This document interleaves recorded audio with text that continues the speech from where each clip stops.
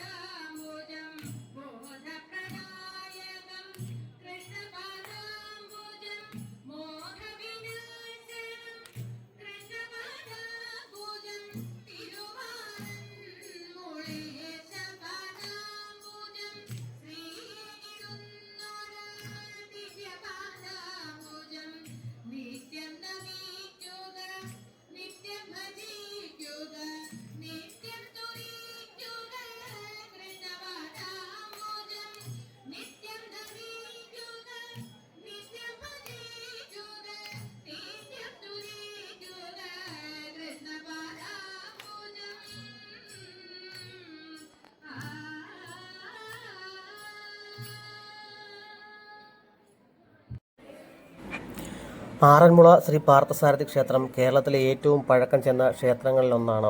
ആറന്മുള ശ്രീ പാർത്ഥസാരഥി ക്ഷേത്രം പത്തനംതിട്ട ജില്ലയിലെ ആറന്മുളയിൽ പുണ്യനദിയായ പമ്പാ നദിയുടെ തീരത്താണ് ഈ ക്ഷേത്രം സ്ഥിതി ചെയ്യുന്നത്. ത്രിമൂർത്തികളിൽ ഒരാളും പരബ്രഹ്മനുമായ ഭഗവാൻ മഹാവിഷ്ണുവാണ് ഈ ക്ഷേത്രത്തെ മുഖ്യ പ്രതിഷ്ഠ. എന്നിരുന്നാലും ഭഗവാന്റെ 9ാമത്തെ അവതാരമായ ശ്രീകൃഷ്ണന്റെ പേരിലാണ് ഈ ക്ഷേത്രത്തിന്റെ പ്രസിദ്ധി. ചതുർബാഹു പ്രതിഷ്ഠയാണ്. സമാനമായ പ്രതിഷ്ഠ ഗുരുവായൂർ ക്ഷേത്രത്തിലും കാണാം. തിരുവാറന്മുളയപ്പൻ എന്നിവിടുത്തെ ഭഗവാൻ അറിയപ്പെടുന്നു. കേരളത്തിലെ ഏറ്റവും പേരുകേട്ട 5 ശ്രീകൃഷ്ണ ക്ഷേത്രങ്ങളിലൊന്നാണിത്. 6 അടിയിലധികം ഉയരം വരുന്ന വിഗ്രഹം തൻ്റെ ഭക്തനായ അർജുനന് വിശ്വരൂപം കാണിച്ചു കൊടുക്കുന്ന സങ്കല്പത്തിലാണ് പ്രതിഷ്ഠിക്കപ്പെട്ടിരിക്കുന്നത്. കേരളത്തിലെ ഏറ്റവും പ്രധാന ക്ഷേത്രങ്ങളിലൊന്നാണ്. ശ്രീകൃഷ്ണ ക്ഷേത്രങ്ങളിൽ ഏറ്റവും വലിയ പ്രതിഷ്ഠ ഉള്ളത് ആറന്മുളയിലാണ്. ക്ഷേത്രം ആറന്മുള പഞ്ചായത്തിലും ക്ഷേത്രം മുൻഭാഗം മല്ലപ്പുഴശ്ശേരി പഞ്ചായത്തിലുമാണ്.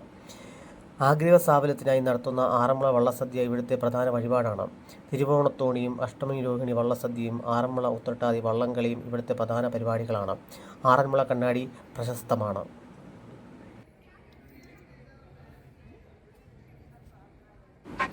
എല്ലാ വർഷവും ശബരിമലയിലെ അയ്യപ്പ പ്രതിഷ്ഠയിൽ ചാർത്താറുള്ള തങ്ക അങ്കിയും വഹിച്ചുകൊണ്ടുള്ള ഘോഷയാത്ര ആരംഭിക്കുന്നത് ഈ ക്ഷേത്രത്തിൽ നിന്നാണ്. ഓണാഘോഷത്തോടനുബന്ധിച്ചുള്ള പ്രശസ്തമായ ആറന്മുള വള്ളംകളി നടക്കുന്നത് ഇവിടെയാണ്. 18ാം നൂറ്റാണ്ടിലെ ചിത്രകാരന്മാർ വരച്ച നിരവധി ചുമർ ചിത്രങ്ങൾ ക്ഷേത്രത്തിൽ കാണാം. തിരുവിതാംകൂർ ദേവസ്വം ബോർഡിന്റെ കീഴിലാണ് ഈ മഹാക്ഷേത്രം.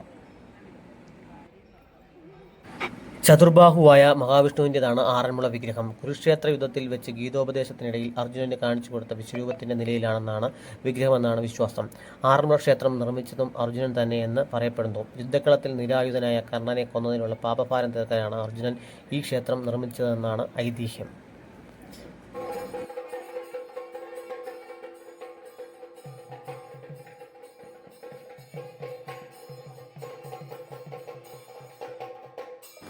അപ്പോൾ ഫ്രണ്ട്സ്, നിങ്ങൾക്ക് എൻ്റെ ഈ ചാനൽ ഇഷ്ടമായെങ്കിൽ ലൈക്ക് ചെയ്യുക, കമൻറ്റ് ചെയ്യുക, ഷെയർ ചെയ്യുക. അടുത്തൊരു നല്ല വീഡിയോയുമായി വീണ്ടും കാണാം. ബൈ.